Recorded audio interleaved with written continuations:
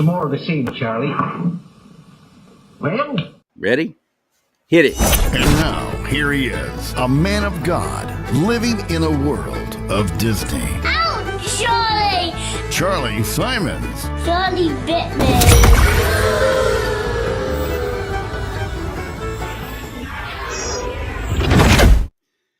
Hello, my friend. Welcome to the Big Old Bad Old Broadcast. I am Charlie Simons, talking about two things you're never supposed to talk about, religion and politics. That's why we call it Do Not Talk. That's how it's done, son. We got to talk more about that. One decides what life is going to be like here on Earth. The other one decides what it's going to be like when we leave it. Makes it kind of important. A lot more important than talking about, I don't know, the latest aviation disasters. Yeah, that's important, but it's dominated the news cycle for a week for a plane crash in Canada. There's so many things going on in the world, and especially in the state of California. But the media, which I've been a part of and worked in, and a couple of big networks too, ABC and CBS, got a little history in the media, and I know how they work. The biggest lie they tell us is by not telling us the important things or just leaving stuff out altogether. Lie by omission. That's what the media does. I'm so glad to be part of the alternative media now. At first I was like, alternative? No, I am media. And then I was like, no, I don't want to be. Not anymore. Forget it. I'm very glad to be part of the alternative. So you can help support this show. See that little QR code right there? A little beep. You stick your phone up to that, take a photo of it. It'll take you right to Venmo.com/DoNotTalk. Venmo.com/DoNotTalk. You want to help me stay on the air. You want to help the show grow. I need to invest in a nice, big, fancy computer, one that can do the kind of job that I need to do to be able to keep up with the growth that this show has been seeing. Thanks to you. You've been sharing these shows. You've been commenting. You like. It all makes a huge difference, whether you're watching me right now live on Facebook or on YouTube. You subscribe or follow, especially Rumble, though. Rumble's the biggie. That's the conservatives' opportunity to share information with you, as opposed to YouTube, which keeps canceling me and pulling shows down and so on, deleting, threatening. Owned by Google, by the way. Never forget that. So I would ask you to please follow me on Rumble. If you don't have a Rumble account yet, get one. It doesn't cost you anything. Now, you don't have to be part of Rumble or have an account to be able to just watch videos. It's like YouTube. No, you don't have to join. But if you want to comment, you want to share, well, you can still share. But if you want to comment, you want to like the show, which helps break down the algorithms and all that. That's really helps. That's how you do it. Become a member at Rumble. Please, come on, conservatives, my fellow conservatives and Christians. This is a free speech platform that is absolutely dedicated to staying that way. So join me at rumble.com/DoNotTalk. Follow that channel, please. You are really, especially if you're a Californian, a native Californian like I am, or you grew up here and you moved out, you got away. You're going to love my guest. His name is Randy Economy. Economy? Yes. Economy. Randy Economy. Can't forget that name once you heard it. And he is spearheading the latest and hopefully successful recall of Governor Hairdo, as I lovingly call Gavin Newsom. Governor Hairdo has been disastrous. Absolutely disastrous. He was disastrous as the mayor of San Francisco. So when he announced he was running for governor, I knew just based on that and what he did and the people groups that he sucked up to, making it legal within the city limits of San Francisco to get married if you're a homosexual couple, going against state law and so on. He's a trailblazer. He's a progressive. He's a nut. He truly is. Let me give you an example. I found some of these videos. Before I bring Randy in here, I want you to see these because because it kind of drives the point home. All right, here we go. This is, excuse me, Governor Hairdo. If you haven't seen him yet, with that great gravelly voice, and all the women on the left who adore him and think he's good looking and all that. Man, I read the comments. I follow pages that I wish I didn't have to, but I do, so you don't have to. And the way they talk about this psychopath is kind of scary. Governor, the budget is obviously a paramount process for you and the legislature, and I just want to ask you about something on the other end of the budget on a different topic on public safety. Do you think it looks good to the taxpayer for an assembly member who is also the wife of the Attorney General to lead a committee that oversees his budget and other departments? I literally don't know what you're referring to. Assemblymember Mia Bonta is set to lead the Budget Sub-5 Committee on Public Safety. I mean, the Attorney General oversees ethics in the state, distributes ethics training to state officials. I'm just telling you, I thank you for informing me. The legislature makes their determination. I have no idea. You don't, is it ethical or I not? don't even know what you're referring to. I'm hearing it for the first time. Governor, what are you? I'm hearing it for the first time. Okay, I'm going to show that to you again, and I'm going to expand the picture so you can really see it. And you're thinking, that looks doctored. And who was that dude behind him? Probably a bodyguard, probably one of the assigned thugs to protect that nutbag. And I want you to see this again, because you might think that, oh, that was doctored, or that's AI, or that just looks too weird. That can't be real. This was KCRA Channel 3, which is the #1 most watched news source local television station in Sacramento, the capital of California. KCRA 3 on their YouTube page posted this. Now, it was so weird and so freaky, you'd think that this would make national news and everybody would be airing this, right? No. Heck no, they're not going to. So I want you to watch this again, and I'm going to expand the screen so you can really just see how bizarre this whole thing was. Governor, the budget is obviously a paramount process for you and the legislature, and I just want to ask you about something on the other end of the budget on a different topic on public safety. Why are you saying? Do you think it looks good to the taxpayer for an assembly member who is also the wife of the Attorney General to lead a committee that oversees his budget and other departments?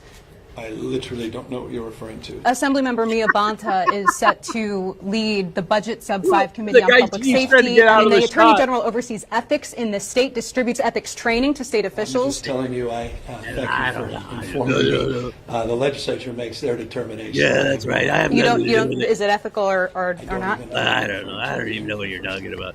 Now, how these press conferences work is normally there's a fixed camera. You don't want to see the reporters. You want to see the crowd, because usually if the public is invited in any way, it's very selected and it's very small. So they don't want you to see that. I've seen press conferences in front of the Capitol building with Governor Hairdo where there'll be 7 people in the crowd. That's all that showed up. But you never see the crowd. They never show you the crowd. They have a fixed shot, it's called, where you lock down the camera because the governor's going to stay right there behind the podium. So anytime anybody asks any kind of uncomfortable questions, the hand gestures start, and every time, and the more he starts moving and he starts dancing. It's the weirdest thing. So that dude behind him, bodyguard dude, I can pretty much guarantee you that, is supposed to stay out of the shot.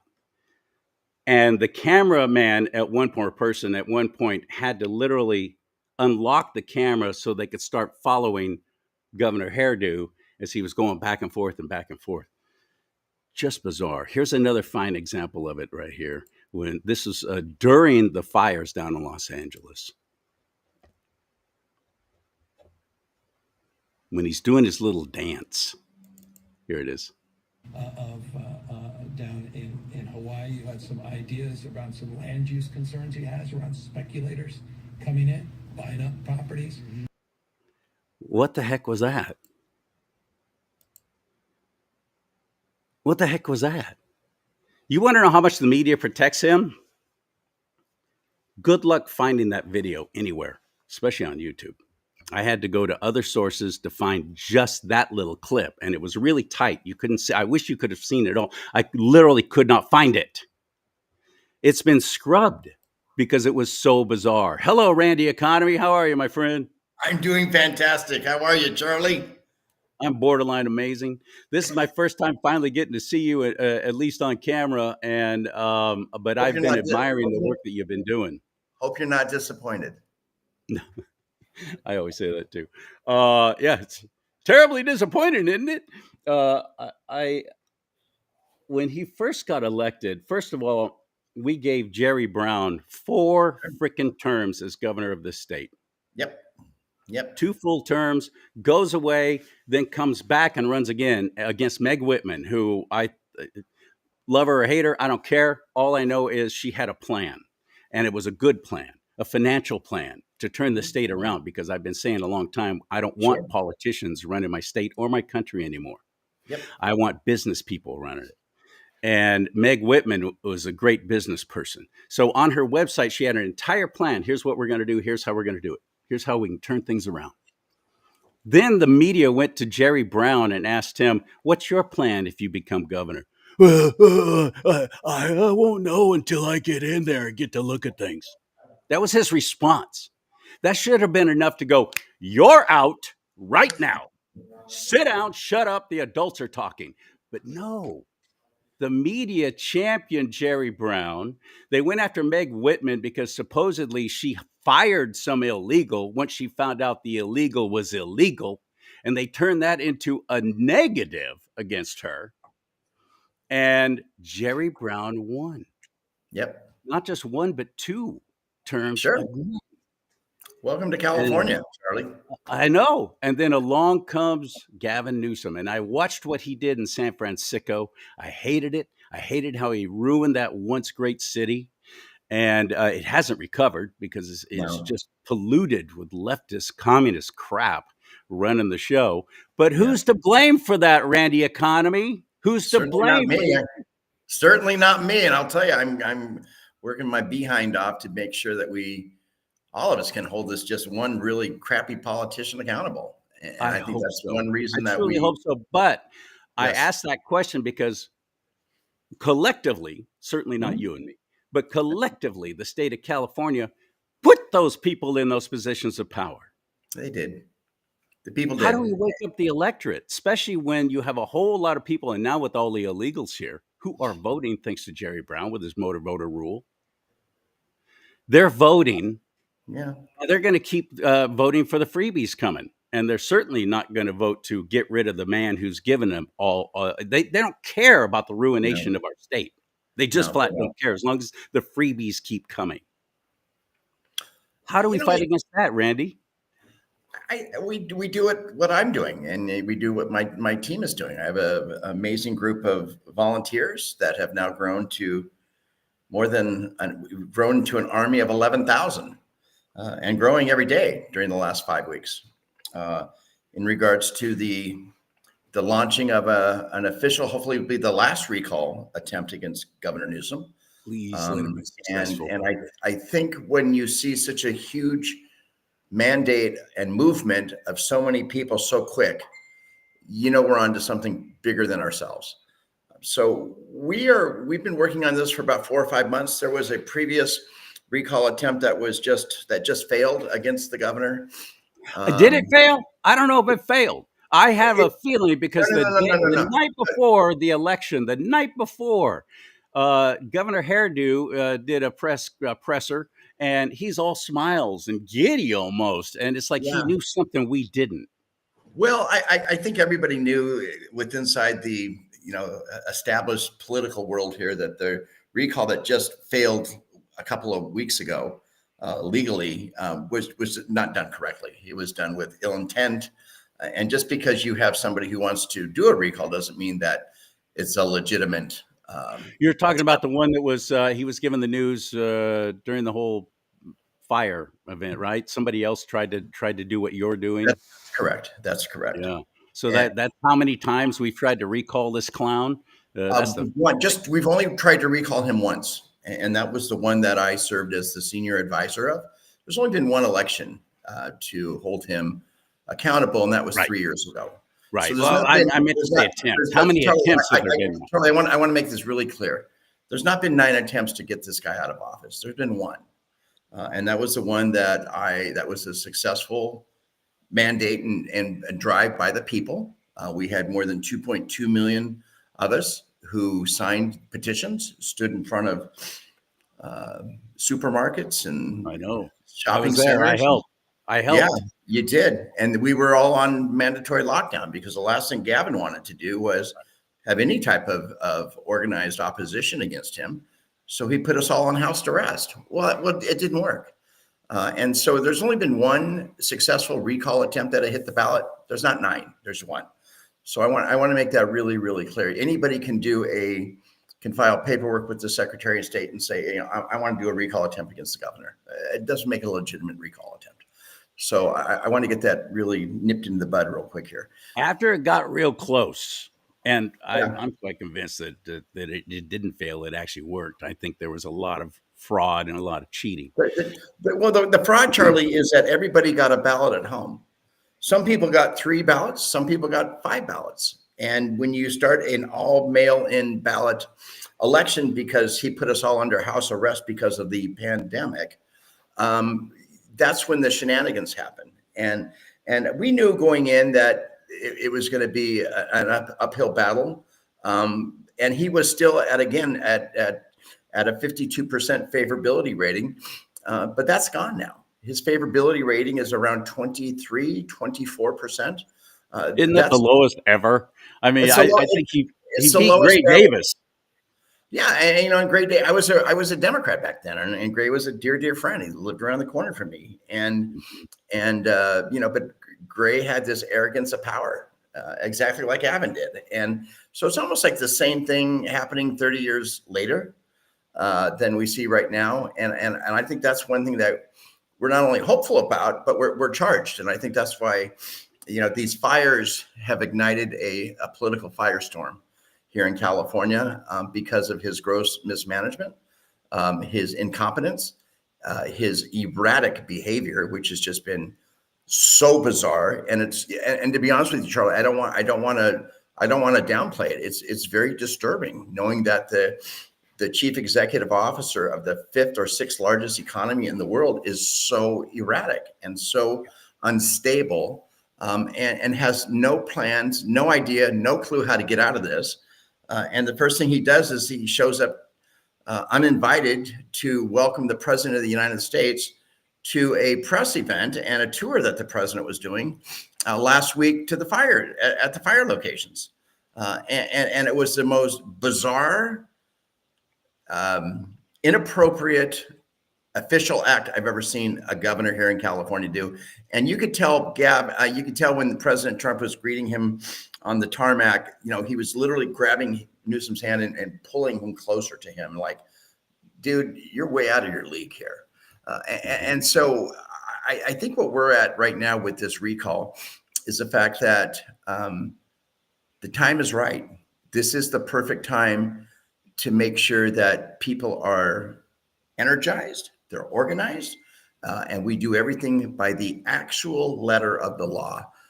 And so we are working behind the scenes every day with the California Secretary of State's office, which, Gavin Newsom appointed Shirley Weber as the Secretary of State. So we're running against, one of the people who's overseeing our campaign is a hand-appointed Secretary of State of California. She's since been reelected.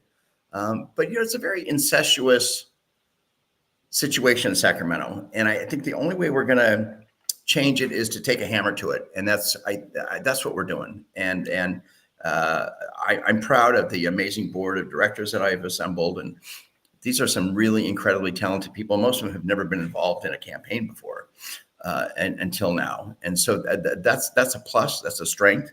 But we also have a lot of people who are seasoned veterans. My attorney for the campaign, his name is Ravinder Mehta. He's the former chairman of the California Fair Political Practices Commission, which is the governing body and organization that oversees political corruption in California. So I got the all-star team, and I'd rather stick with the Saving California team as opposed to Team Newsom. So that's kind of just in a nutshell. We should be given the actual green light from the Secretary of State maybe as early as tomorrow, if not maybe Monday. We just got a letter a couple minutes ago, actually, before I jumped on the air with you, Charlie, saying that they have acknowledged everything and they're just doing the final verification of the amount of co-authors that we have for the petition. I think we needed 325, and we had about 520 sign up as official co-authors of the actual and proponents of the recall. So the paperwork's done. We're just waiting for the Secretary of State saying this is a go, and then we'll have exactly 5 months, 160 days, to collect about 1.28 million signatures. So a little less than 1.3 million signatures we'll have to collect in a 5-month period, which is about 8,000 or 9,000 a day. And based upon the enthusiasm that I think we've been able to get and the attention that we're starting to bring to this particular campaign, if we don't collect those 1.3 million signatures in 30 days, I will be absolutely shocked. And I'm also thrilled to announce that one of the leading voices in the world, who is one of the most beloved actors and entrepreneurs and humanitarians, Mel Gibson, has contacted me, and he's all in. And so, that's awesome news. That is awesome. So Mel and I have become like best friends in the last month. And like I said, sometimes with fire comes blessings. And Mr. Gibson, he lost everything.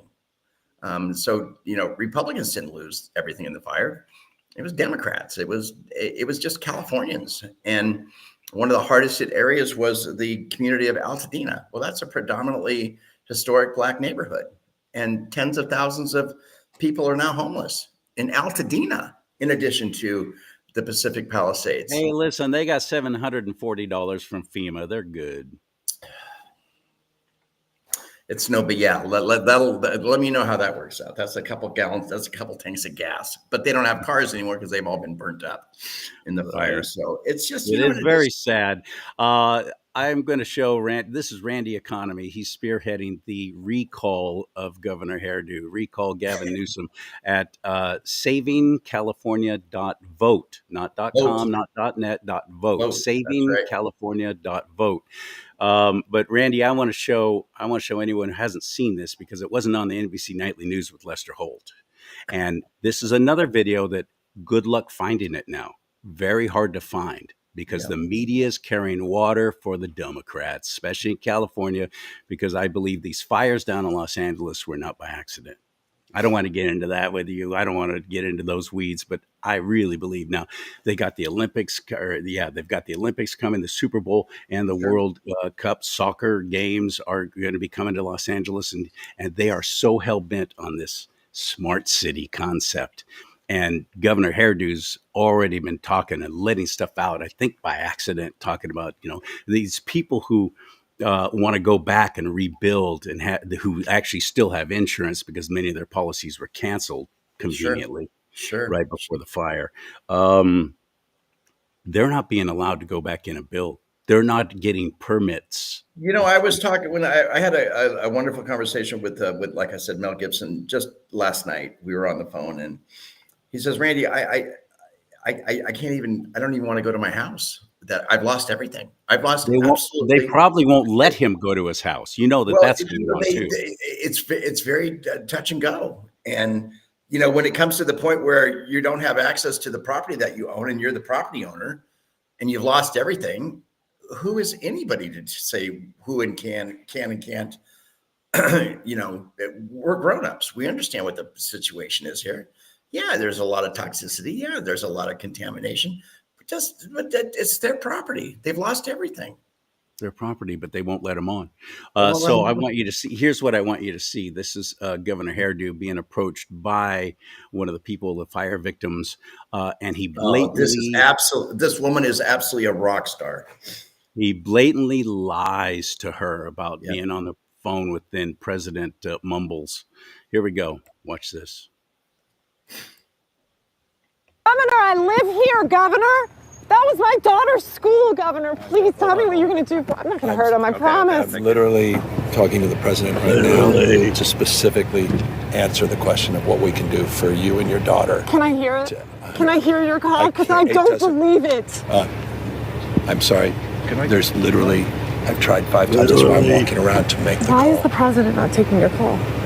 Because it's not going through. So Why? I have to get cell service. So let's get it. Let's get it. I want to be here when you call the president. Literally not taking my call. he's literally not taking my call. Cell service. We don't have cell service up here. I've tried 5 times. I can't get a hold of the guy. Well, maybe because he's either taking a nap or he doesn't even freaking know who you are anymore. That is again not on the NBC Nightly News with. Let me tell you that's a commercial that we're on the cutting room floor right now, dicing it up as the perfect, in his own words, response to the biggest fire tragedy in California. And the other thing too is breaking news, Charlie. As you know, we live in fire country in California. There's a fire every week. There's a fire every month here in this state. That turns out to be some sort of a major disaster or a calamity. So we live in fire country. We live in earthquake country. That's just part of California is a desert I literally live in Palm Desert. And so I get the whole thing in regards to the makeup of California and that what's make this state so amazing and golden and a shining example for the world. But when you have dimwit politicians such as Gavin Newsom and Karen Bass and Rob Bonta, the Attorney General, and on and on and on, you get to the point where you say, how did we get here? And I think the way we got here is that we had an electorate that was asleep at the wheel. And I think the Great Awakening has happened. And again, with fire sometimes comes blessings. And I think the blessings that we're going to get out of this particular fire is it shows the incompetence of the system and the political DNA makeup of Gavin Newsom. And I think that's why when they write his political obituary, and I think we're probably in paragraph number 3 right now of where we're at with his final stanza, this fire will go down emblematic as an inferno of being able to show the incompetency of how bad politicians are and how they just can't handle anything major. If it's not scripted, if it's not in front of a camera, like you said earlier in regards to his press conferences and stuff, if he can't control the narrative, he can't control anything. And so that's why I think Governor Hairdo impression. Morning, danger, Will Robinson. Hey, how are you? Yeah. Yeah. No, I listen. You know what's different? What's different now, though, Randy, from what happened a couple of decades and a half ago when we successfully recalled Gray Davis. Sure, Gray Davis. I was one of Gray's dearest friends, and I lived around. You mentioned that, but the Beverly Hills and West Hollywood, and we'd meet at the market every Sunday, and the difference between then and now, though. The internet, that's the one thing. Internet is one thing, but social media. There was a dominant middle class in California then. Business owners, family-run, owned and operated businesses. That has been all but eradicated now, and I don't believe it's by accident. So we now have the elites versus those who are working for them. Seems to be the goal. And the middle class has either left or been forced out of business and have been ruined. And they're not there to throw common sense into the mix. That's what I believe we're fully up against this time around, trying to get rid of Governor Hairdo. So I pray that the Lord intervenes here and actually makes this happen, because we need justice to be served in this once great state to turn we're heading for a cliff. The front wheels may already be off of it. I don't know how we come back, but I think this is a great start. What do you say to conservatives I've been hearing say, oh, this is a waste of time, a waste of money. He only has 2 years left in his term. What difference does it make? I have been escorted out of Republican headquarters recently asking them to help us help us actually get the official co-sponsors of the recall. I've been What asked. the I was asked. hell? I didn't know I that. was asked to leave actual Republican Party headquarters, and to me, that's the problem we have in California. We don't have a Republican Party in California. No. We have a incredibly weak chairperson. We have a weaker chairperson who's going to be taking over. So we're just changing Hopefully the not. chairs. Hopefully she will No, live. no. It's already established. So you can't change the political game playing of the Republican Party here in California. And that's a problem. That's why this is not a Republican Party effort. If we had this be a Republican Party effort, we wouldn't get anything accomplished in California because there's just not enough of them. And so I'm really dead set on saying this is a California thing. This is not a Republican thing. This is not a Democrat thing. This is a California thing. So are there individual Republicans who are supporting us? Absolutely. Are there conservatives supporting us? Absolutely. Are there liberals supporting us? 100%. Because you know what? They've lost everything also in these fires. They lost absolutely everything. So to me, it's not about good things or bad things or right and left. It's about California. And I think if we start taking that approach, even though many of us are of a conservative nature or moderate to conservative nature, but again, our priority is us, all of us here in California.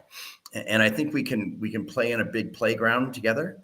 But I think we need to have that one dynamic leader who can step forward and say, here's the path. Here's the path to be able to go ahead and change. And this is the only path we have right now. And this is that recall. So yes, he's in office for 2 more years. You can do a lot of damage in 2 years, Charlie. Look what Joe Biden did in 2 weeks. Look what Gavin Newsom did in 2 weeks with these fires and his lack of preparedness and his lack of leadership. I don't believe it was an accident. I don't think that was incompetency.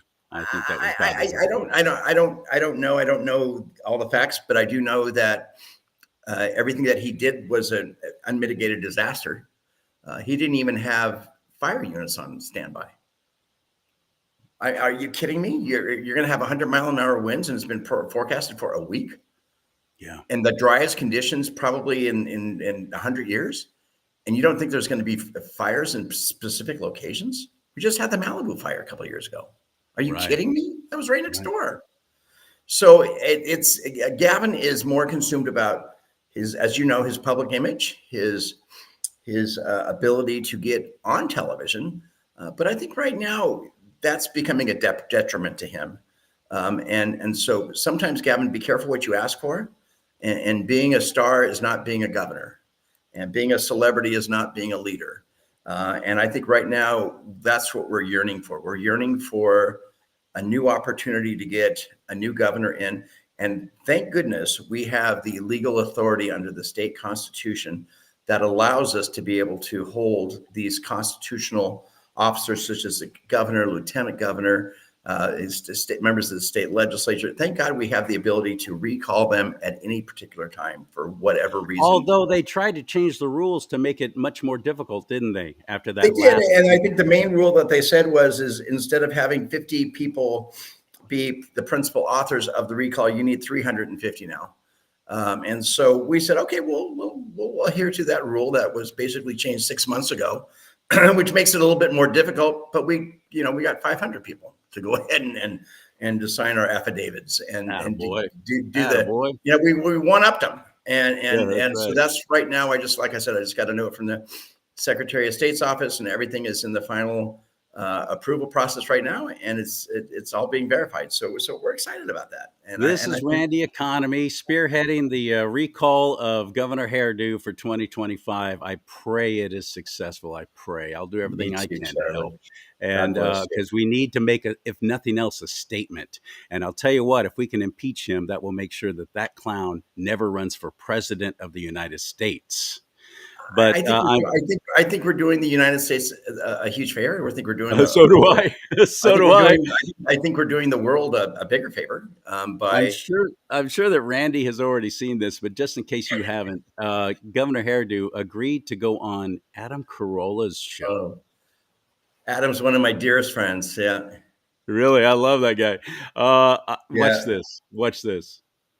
Half of African Americans in the state of California, roughly half of Latino families, have no access to a checking account or an ATM. Things we take for granted. They don't have a checking What's account. wrong with that? What? Well, because they don't have the resources to sock those things away. Why do we have them? A lot of different reasons, but roughly half those families don't. Why those two groups don't have access? Well, a lot of it just happens to be that we can So talk they're about. flawed? This. No, they're hardly flawed, but they're struggling. Genetically Folks are making flawed. their word. Hardly, not absolutely. But okay, not. do Absolutely Asians have this problem? I mean, a lot of communities have. A lot of whites have these problems. Oh, but so that's not just black and Hispanic. No, but I'm why'd you giving bring up black and Hispanic? Because the magnitude is ominous. Of There's the so problem. many more. The magnitude and percentage. But there's no way to figure out how that happened.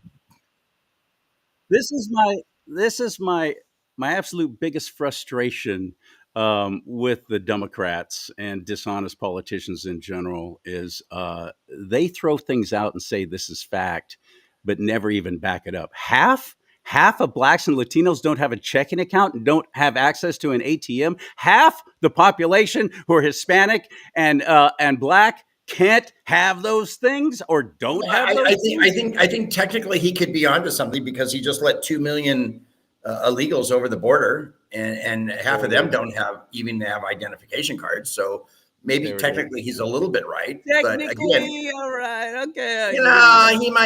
He might be onto something, but he's caused the problem. I mean, they didn't come over here by accident. They didn't flock to California. He was so excited a couple of weeks ago. He goes, "You're not going to believe this. We've had a population boom in California. We've picked up 2 million more residents. 2 million more residents have come to California and are moving in." Well, because they shouldn't be here in the first place. And nobody from the media called him on that.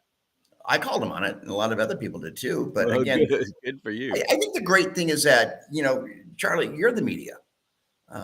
Right now, I'm doing a wonderful media interview right now with a very respected journalist, and I don't think we can underestimate what we do when we have that microphone in front of us. And your 50,000 watts of power is just as important as a radio station and any other place. And a lot of these individual traditional AM talk radio shows, their stations they're dying, they're dead.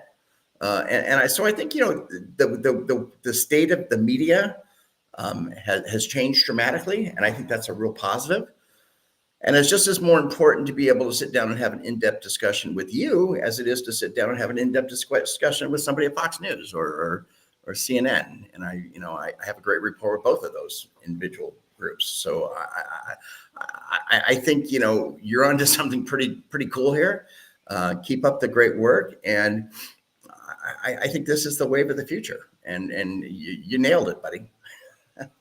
Well, thank you. I appreciate that very much. You're welcome so much. Randy Economy, I didn't even ask you anything about you personally. We dove right into Governor Hairdo. Is Economy your real last name? Because I've never heard anybody with the last name of Economy. Well, it's funny. My grandfather came over here when he was 14 from Greece and got on a boat, like so many of our ancestors did, from the early America, from the late 1800s to the early 1900s, when they were making that transatlantic trip for the first time. And it was a mysterious thing where they went into a place called Ellis Island, and it was the immigration checkpoint to the gateway to America. It wasn't a bad thing. We welcomed everybody with open arms right there underneath the Statue of Liberty, literally. So I when my grandfather came over, his name was Vasily Okonomo, and spoke very little English, if anything. And he went through the immigration process there at Ellis Island, and this immigration worker, before they issued him his temporary pass to come into the United States, says, "Do you want an American name?" And everybody wanted an American name, but you couldn't just give them a name. The immigration department had to give you a name. So he looked at the card and goes, Vasily Okonomo, how would you like to be William Economy? And so that sounded pretty good to my grandfather. So they agreed right then and there that would be his name would be William Economy. And so he could have literally just been looking at something that had the word economy on it. Yeah, and the thing is that he wrote it down. He wrote it down. My grandfather, so grandfather had his name and he knew where he was. And he had one cousin that had already been in New York City. So he went on a trek to find his other cousin. He found him. So that's how we got our family heritage. And the economies. It's the economies. Yeah. So the economy plan. I treasured the name and I treasured the story because my story. Yeah, that's a good story. It's kind of like me with Simons. When they came over from France, they said, "Yeah, you're Simons," but it was Simons. Yeah. But very French, Charlie. Very French. Very French. You also said that you used to be a Democrat, as I affectionately call them. What's that story? Yeah, guilty, when did you turn around? How did you start? How did you go from? I had a really bad drug addiction. I got into trouble, and the only way I could turn my life around was to turn it over to Jesus. And so I got baptized and confirmed and became a member of the Catholic faith within a 30-day period. I can't even believe that I went from nothing to a full-fledged Christian with all the blessings and the benefits in just 30 days. And I think it was pretty much a record. And the trials is definitely not all. It's not. Listen. Rainbows and roses. Yeah, it's not. But it worked for me. And Good. Not only did it work for me, I was able to give back immediately and helped establish the first Narcotics Anonymous program with the Catholic Diocese in Los Angeles County because of my addiction at the time. And I helped literally tens of thousands of addicts for years behind the scenes. And that's awesome. And I think that's pretty cool. And so I have God on my side. I'm not perfect. I'm legally blind. I can't see hardly anything anymore. I don't drive. I don't even have a driver's license. I did not know that either. Yeah. And so I had a very, very, I had a virus in my retina that made me go blind completely in my right eye and took 60% of my vision in my left eye. So sometimes when you get just one eye, you become a pirate. And I became the political pirate. And there's a lot of online stories and huge articles and our magazines like Mother Jones, for God's sakes.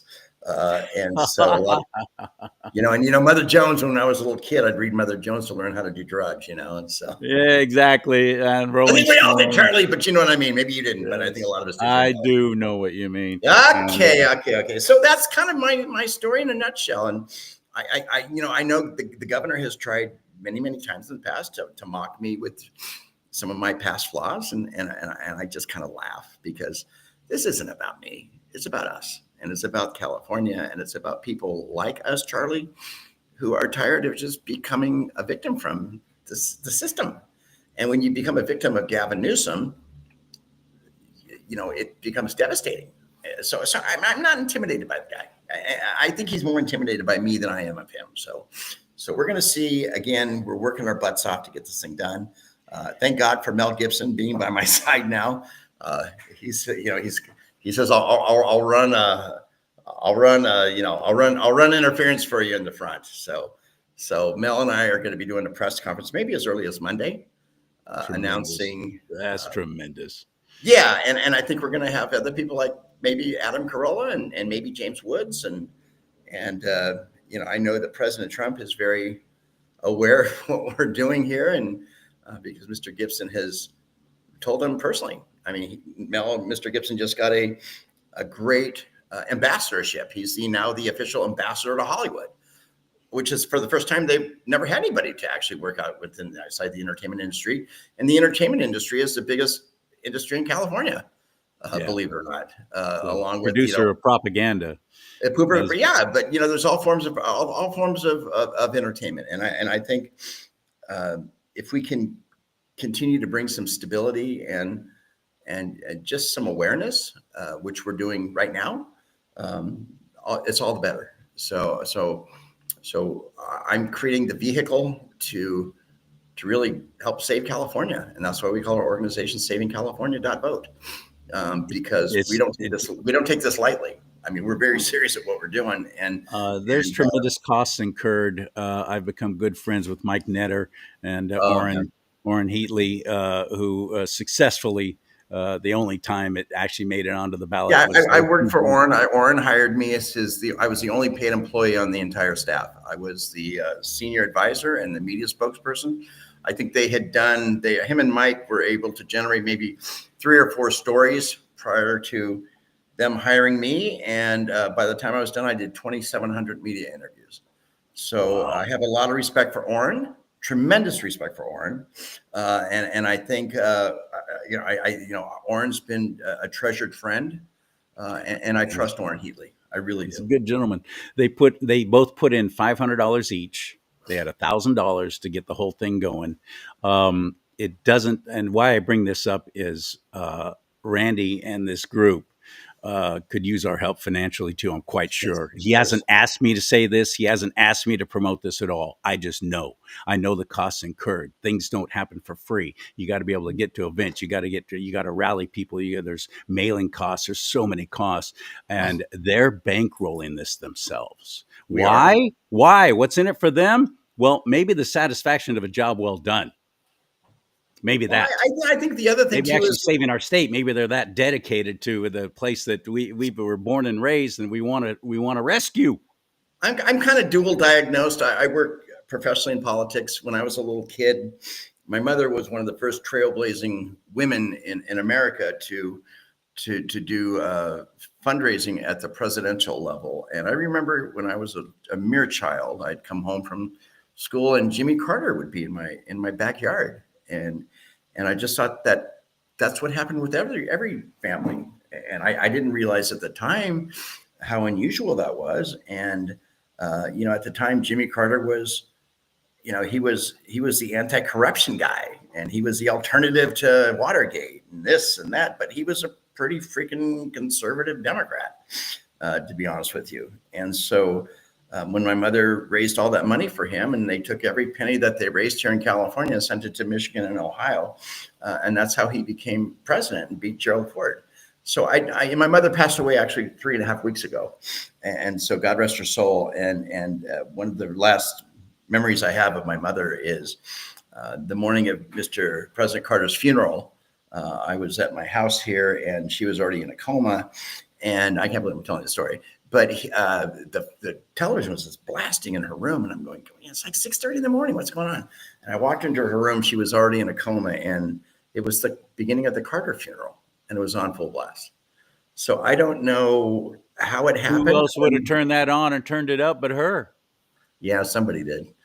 And I know that I looked and I said, where is the remote control? And it was completely on the other side of the room. So it was somebody else did it then.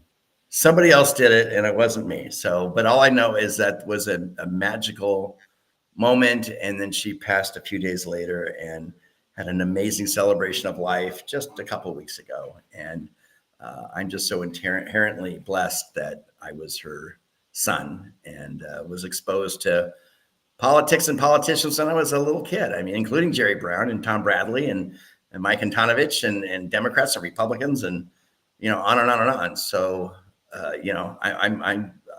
I'm just blessed. So I think she's given me the courage to say, let's get this bastard. And one of those last words she said before going into coma was, you got to get this SOB out of office, Randy. This is your only chance. So I think I have an angel. You were saying that about Governor Hairdo. Governor Hairdo, yeah. So she became a conservative then later in life. She did, yeah, just like me. And, I guess you could say we were dual diagnosed at one time, but yeah, no, we have, we've kind of saw the light, so to speak. And that's awesome, buddy. That's awesome. Yeah. That's exciting. She died a Republican. That's awesome.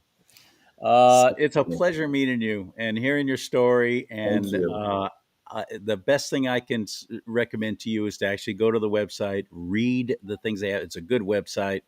Again, the petition will be on the website hopefully as early as next Monday or Tuesday. Good. As soon as we get it from the Secretary of State, and all you're going to have to do is just download and sign it and mail it in. It's real simple. Well, real simple. Good. Just okay. Yeah. I'm going to keep it simple, stupid, and take it from there. So, savingcalifornia.vote. Not Dot .com, vote. not With .net, the not D, vote, vote, vote, .vote. There you go.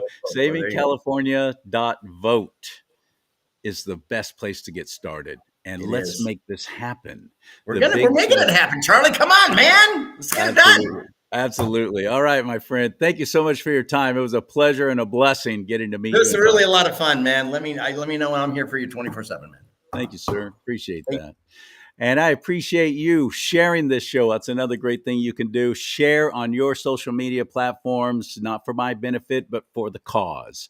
SavingCalifornia.vote needs to get out there. People need to be getting involved. And it starts with educating yourself. So I recommend you go there. Please check it out right now. In fact, turn this show off and go. Well, wait, first let me say goodbye. May God bless you and keep you. May God bless America. But most importantly, America bless God